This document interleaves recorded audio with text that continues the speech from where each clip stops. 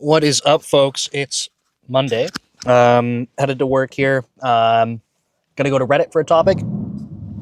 Let's get that there. Get that tucked in. Guess I need sunglasses. It's actually sunny in Seattle these days. For now. Oh, cool. Where's the volume? Why is that happening? Apparently, there's music. Okay. Let's get going. The topic is from Reddit. This is from ExperiencedDevs. Posters essentially talking about how there is someone on their team that just seems to be like cranking out code changes like crazy. And the way that they've described this is that it's not like just trash code or something. Like, I think a lot of the typical response these days now is like, oh, so just some junior that's using an LLM and, blasting code into PRs, which, by the way, I don't think that's a great generalization, but this person's basically saying no, like they're actually delivering like good things, or like not just boilerplate code. It's like they're actually delivering a lot. And so what's happening is that there's a bit of a comparison going on now where this person's saying, okay, like I'm kind of operating at my level thinking I'm doing pretty good, and here's this newer person that's just like seemingly at all times of the day just absolutely a machine with delivering stuff. And now this person's noticing like, well, management and people in leadership are kind of like praising this person for doing this kind of stuff. And they're starting to have concerns. Like they're like, hey, should I like talk to my management like to not be promoting this kind of behavior? So then there's a bunch of comments in the thread too, talking about the different perspectives on this. So I figured I'd chime in, give some thoughts, try to look at it from some different angles. And before I do that, friendly reminder, if you're new to the channel, leave your questions about software engineering and career development below in the comments. Happy to try and answer. Otherwise, if you're not comfortable doing that and still want stuff answered, you can message a dev leader on social media. I'll keep you anonymous that way. And that's also my main YouTube channel where I have C# tutorials. There is a podcast with other software engineers. There is a free resume review series. So if you go check that out and you want your resume reviewed, you can send it in. It explains how. It's free. I just ask if you find my content helpful, please share it, because that's really what helps me grow the channel. Relying on the algorithm to get it in front of people kind of sucks, because I don't do, especially on this channel, I don't do like thumbnails and stuff like that. So I just have to hope people are stumbling upon my stuff. So with that said, what do I think about this kind of situation? I think there's a handful of different things I want to talk about. It says I got about 40 minutes to get to work. We'll see. And the things that I want to talk about, I feel like they're all related to this topic, obviously, but many different angles. So just to kind of list out some high-level things. One is like sort of individualism, like people might be able to do this kind of stuff in a sustainable way, and like that's okay for them, and other people absolutely not, which is, again, that's totally fine for them. So I want to be able to talk about that. I want to be able to talk about perpetuating sort of like unhealthy work cultures, and sort of like how do we balance that when we have that first topic. And then I'll try to share some of my own experiences, because I probably fit into this a little bit from my time prior to Microsoft. So I'll explain like how for me things have changed over time, and like what that looked like previously versus now. So to kick things off, I think maybe let's talk about the individual kind of aspect to this, right? So I think that obviously in roles in companies, I shouldn't say obviously, but there should be some expectation about what's expected at a particular level in a particular role, right? So you know that if you're at a given level, based on feedback from your manager and what's laid out in front of you, that you're operating at an expected level, and or on track to be working towards the next level, right? I say this, I realize that probably some people heard that and they're like, well, yeah, right, like that's not realistic, like not where I work. I get it, but I think we can agree that should be the case, that you should be able to know that you're operating effectively. Whether or not that's truly what's happening where you're working, I don't know. But I think that's something that I kind of want to get out of the way. And beyond that, there's going to be people that, that are very interested in the particular type of work that's going on. There's going to be people, you're going to have people that could do a good job, but view their job as just, it's a 9 to 5, it's a paycheck, and like, that's cool. You're going to have people that love the work they're doing like crazy, but they actually have other commitments outside of work too. So they actually want to be working more and can't. There's a, this could look a million different ways. And my point with this is that every individual is going to be different, but when it comes to the actual, role, the expectations and things like that, these should be sort of standardized and agreed upon within the organization. Be lovely if this was like, universally agreed upon across companies, but it's not quite. But those expectations should be clear. So expectations of the role should be clear. And then you have basically individuals that have their own interests. They have their own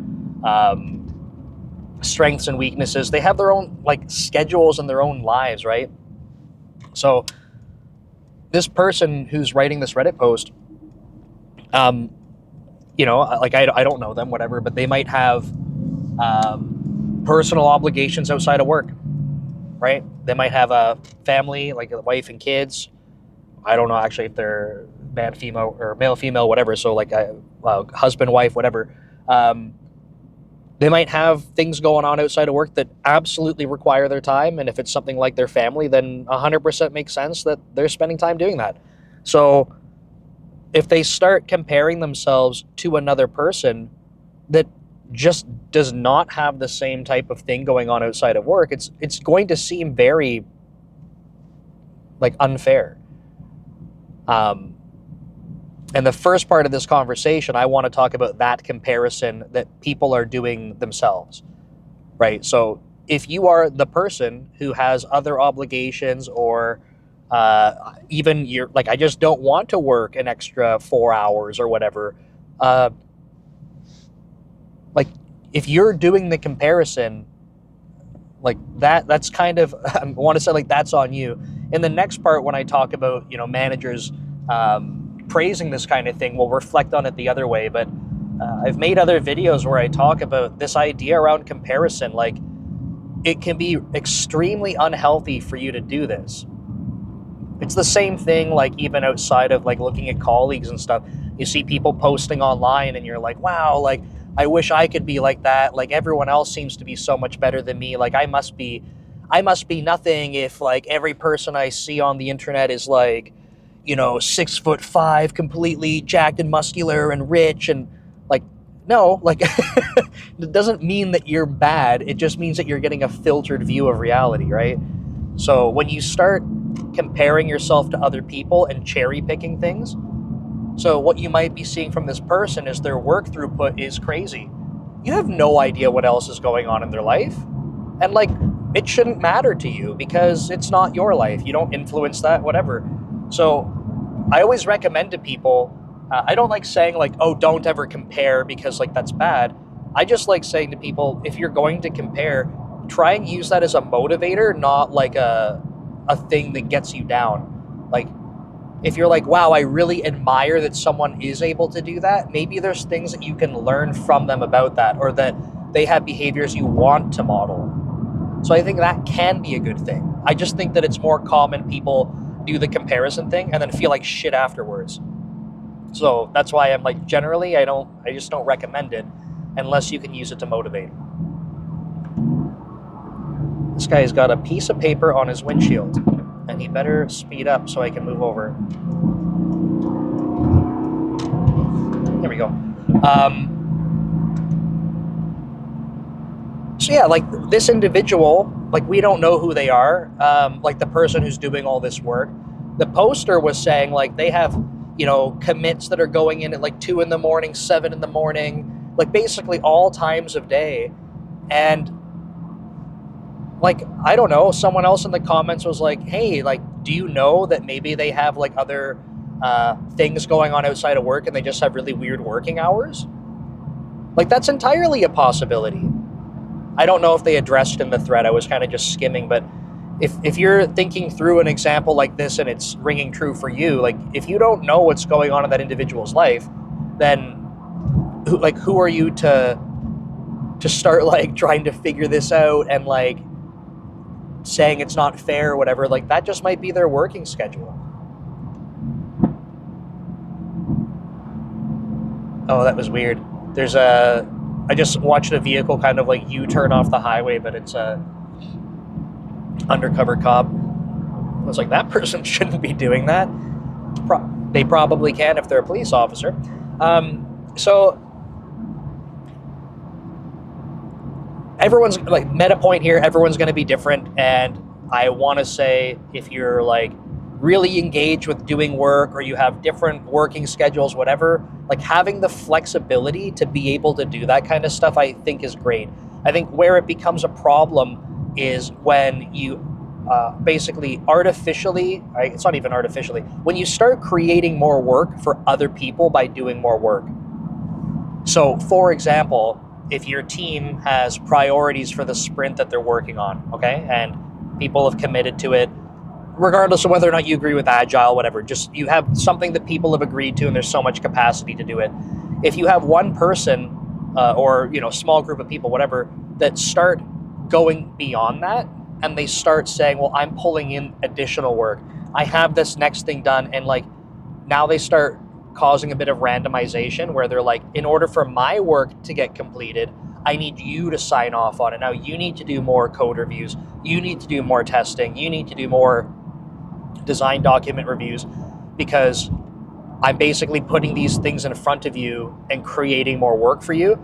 Like, that's a very real thing, and I think that can be problematic. So I like to think about these things in terms of the overall flow of a team. If you're doing extra stuff, doing the extra stuff should be helping make the entire team more effective, or the entire team's able to make progress, not in a silo. You've gone ahead and now you're slowing other people down in their own work streams. So this is one thing that I think can be a little bit dangerous. But that's probably a good segue into this next part, which is around like praising of this behavior. Just a quick anecdote, right? Like, I know that when I joined the team I'm on now, even like my manager's been very clear. He's like, and I think even his email like signature sometimes says it, but basically, like, he has different working hours. He's partner level at Microsoft. He's a group engineering manager.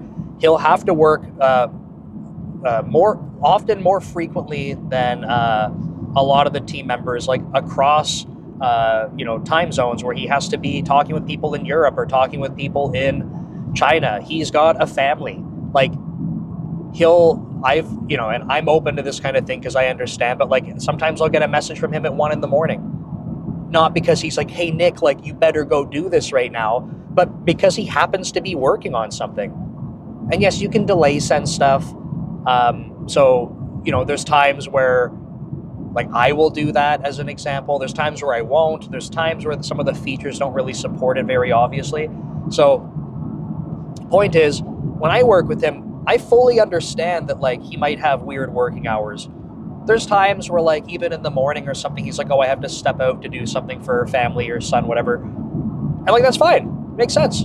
Cool. But he probably will be on later catching up with stuff. Right? So even this interaction, I don't look at what my boss is doing and I'm like, oh, like I have to go emulate that. But the thing that I want to call out is that this happens naturally, whether people want to admit it or not. When you have someone in a leadership position that's demonstrating behavior or praising behavior, other people will start to follow it. So personally, I think he's done a very good job being like, look, for the way that he works, he's like, I need to be able to do this to be effective in my role. That makes complete sense to me. So to do damage control on that for other people, he tries to be very clear where he's like, this is not my expectation of you. It's not. So I know I feel like there's only so much you can do that way. There's probably still going to be some people that see the behavior and they go, well, regardless of what he's saying, I still think that might be expected of you. So there's coaching opportunities around this. So one part is like demonstrating the behavior, and then the other part is praising it. So for example, I think it's a tricky balance, right? If someone's doing awesome work, like being able to say thank you is great. Now, what you might want to do instead is praise the person privately, because I think that public praise, it can be a bit of a double-edged sword in this, especially in this scenario. I kind of, like, to be completely transparent, I struggle with this a little bit because I'm thinking, like, probably some of my own behaviors, especially in the past, like, it would feel nice to be able to hear someone really values the work you did, and you happen to do it at 1 a.m, or you happen to be, like, working on it on a Saturday. Like, to me, the way my head is thinking is, like, it didn't matter when it was done, or it didn't matter that it was extra. The point is, like, it was just the result. But I know that from managing people for a while, like, it's not just that straightforward. It's not that straightforward. So people do consider, like, this person who posted this Reddit thread, they start to pick up on other patterns, like, oh, this person's getting a lot of praise, but also I saw that pull request that was done at 2 a.m. on a Saturday. Like, like, I want praise too. I want to be able to do a good job. So, like, is that now expected of me? Is that how I'm supposed to get praise? So I think that people in management or any type of leadership position of any kind just kind of think about the impact of that. For anyone watching who wants to be like, oh, well, those people must be snowflakes, or, you know, it's on those people for misinterpreting that. Like, unfortunately, I don't really think that you get to have a say in that. Like, if people are going to react to something, that's their reaction to it. You don't get to call it right or wrong. It's just the reaction to it. It's like telling someone you're wrong for having an emotional response to something. No, that's like the emotional response is the thing that happens. It's like what you do with that makes the difference. What you do with that is the thing that's more in your control. So you don't, in my opinion, you just don't get to say that people are wrong for feeling that way when they see people getting praise and trying to make these connections. Those are things that you can help influence, I think, by giving praise in a good way, which in this case might be like behind closed doors. It might be maybe you want to explicitly call out and say, like, hey, like, you know, if you wanted to praise this person publicly, you could try to do some damage control on it as well, and saying, like, hey, like, you know, this is great work, thanks for doing it.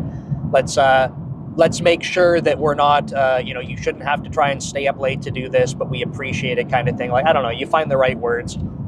I'm just blabbing in a car right now. But point is, trying to encourage it, I think, can backfire a little bit. If that's the culture you want to set at your company, I mean, so be it.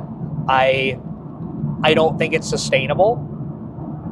I also say that totally believing that if you have a small team or something and people are like hell-bent on just building awesome shit, like, it might just be okay. But I think in general, probably not an excellent strategy.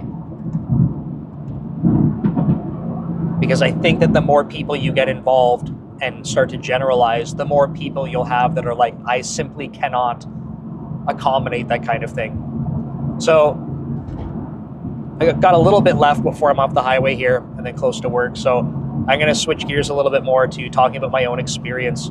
So I probably used to be closer to the person in this post that's being talked about.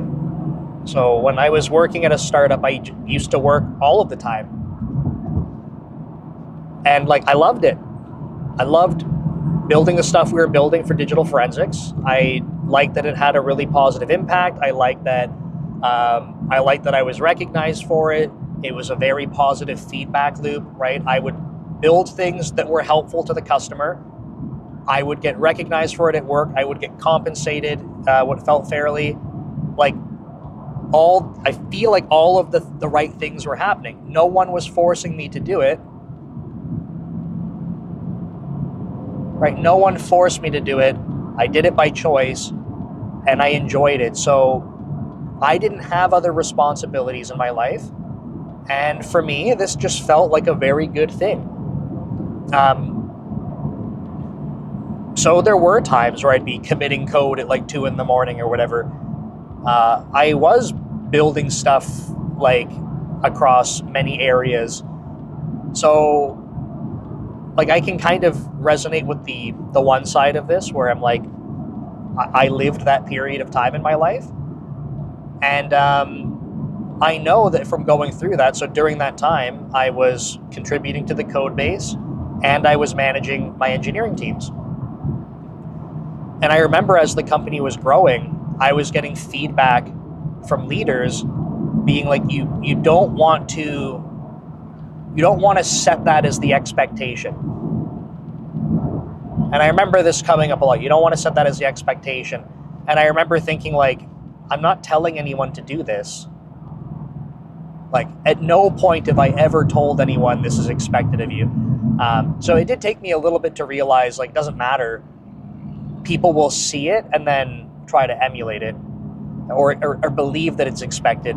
And sometimes even when you're adding in clarification, kind of like I said earlier, it's like, it doesn't really matter what you say, it's what they see, it's the actions, right? So during my time at that startup at Magnet Forensics, what's going on here? Oh, it was telling me to exit at a weird spot. So during that time, like, I just really had to start making sure I was communicating that, like, that's not my expectation of people, because I would not be able to be as effective as I wanted to be unless I was doing that. As someone contributing to the code base and managing engineering teams, like, this is a lesson that I've learned personally, is like, you don't do both of those things in parallel at top. This guy's got to move, man. You don't do both of those things at a top level in parallel without adding extra time. Okay, someone needs to make a decision. You speed up or you slow down. Let's go.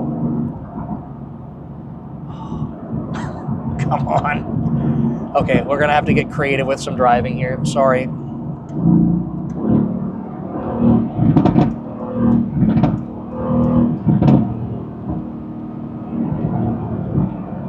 Still gotta merge over a little bit.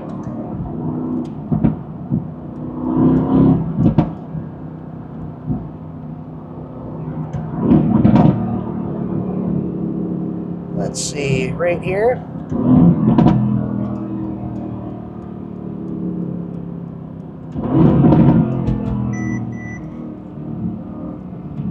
There we go, we did it. I got a couple more lanes to go, but we got some time. So, yeah, like, I couldn't do both things effectively and, like, without adding more time to the day. And because I didn't have other responsibilities, I was able to do that.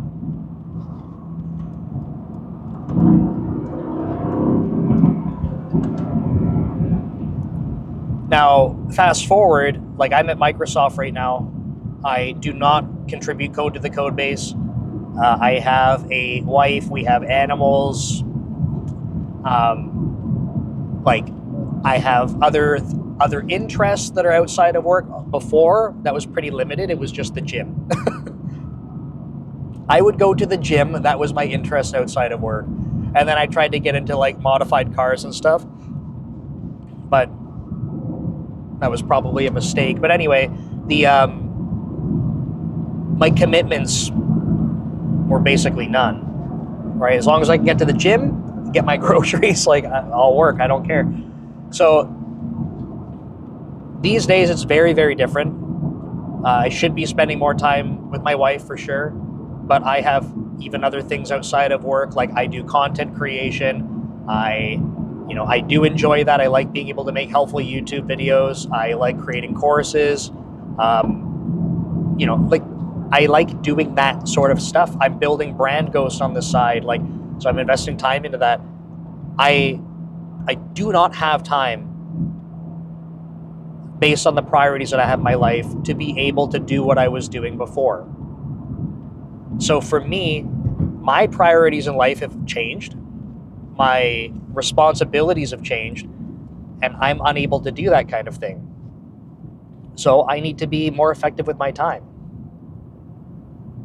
Right? I have my working hours carved out in the day. I'm not saying that I'll never work like past 9 to 5. If you've been watching the channel for a while, for the sort of 5 months from December and 5 months past that, I was working on a project. I was working all the time. I was working a lot. And it wasn't sustainable. I'm unable to do what I was able to do before. And that's just kind of the reality of it. So my point is with this is not to say what I was doing is right or wrong. It's to kind of give you an example that as an individual, this kind of thing changes. Different points in your career, different points in your life, what you're able to do kind of changes. And to kind of circle back on these points from before, one, don't do the comparison to other people unless you want to use it to motivate yourself. Number two, if you're in a position of leadership, think about the impact of how the praise works. Right? It's great to be able to thank people for doing awesome work. I think that you should, but I think you need to understand the impact that can have on others, and then the culture that starts to shift from that. You don't get to dictate your culture, by the way. So you don't get to praise people in public like that are working around the clock. You don't get to praise them and then say, oh, by the way, but our culture is not that, so therefore that's not the culture. It's just not what happens. You don't get to say culture is X. The culture is the observed actions that happen. You can do things to influence the culture, again, how you provide praise can influence the culture. But it's not a binary thing. You don't get to say declare a variable that's culture and assign it to some value. It's the culture is the thing that you measure. So keep that in mind. I think if you're in this kind of position, you're not in a leadership position, but you're doing this comparison, I've already kind of given you some advice about don't try to do the comparison because it's not really healthy. But if you're feeling like this is affecting the culture, maybe you're hearing from peers and stuff that they're feeling stressed out about it, this could be something that I think you bring up with your manager. Right? And I think there's ways to do this. If you truly feel like your management is not trying to totally be a piece of shit and be everyone's got to just work around the clock 100% of the time. If you're I don't think that they believe that, but it's kind of coming across that way given the praise and other people seem to be noticing that. What I would say is find a way to bring it up with your manager and say something along the lines of hey, I know we've been trying to promote a culture where we don't do this, but I think what's happening is that people are starting to feel this way. You could give some of your own examples kind of thing, when I see so-and-so is getting praised for this, how it makes me feel is that this is an expectation. Again, people don't get to tell you how you're allowed to feel, right? You can acknowledge, I don't think that that's the intention, but this is sort of the side effect of that kind of communication. So I think raising awareness of it is helpful.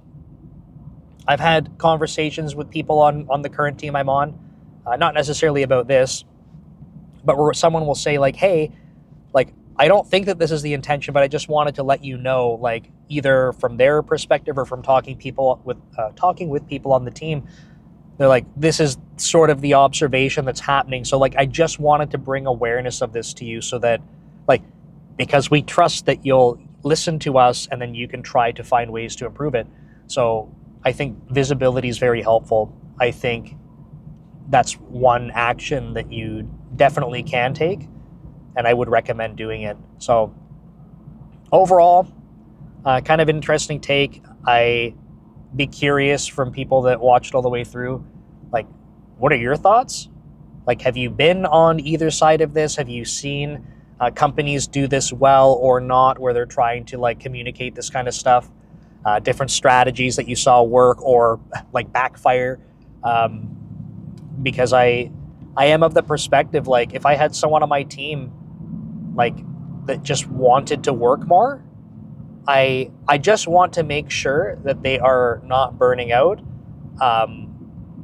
I want to make sure if they're excited about something and they're like, hey, this is an interesting problem, I want to solve it and work on it, and I might happen to work on it on like a Saturday or a Sunday, like, I'm not going to tell them they're not allowed, but I also really want to be transparent with them that I want to make sure that they're getting rest. They need to. If it's a sustained thing where everything they pick up is like, oh, I'm just going to work on it like, I don't know, 18 hours a day around the clock for 2 years, like, no, that's not going to happen. So as managers, we have to be actively working with people like this. Yeah, I just think that it's feels kind of silly for me to tell someone like you're not allowed to. I need them to know, though, that's not my expectation, and I want to make sure that they are getting rest and appropriate time for themselves. So anyway, be super curious to hear from you what your thoughts are. So leave them below in the comments. I think that's it, though. I'm just kind of waiting at a light, so I'll wrap it up. See you next time.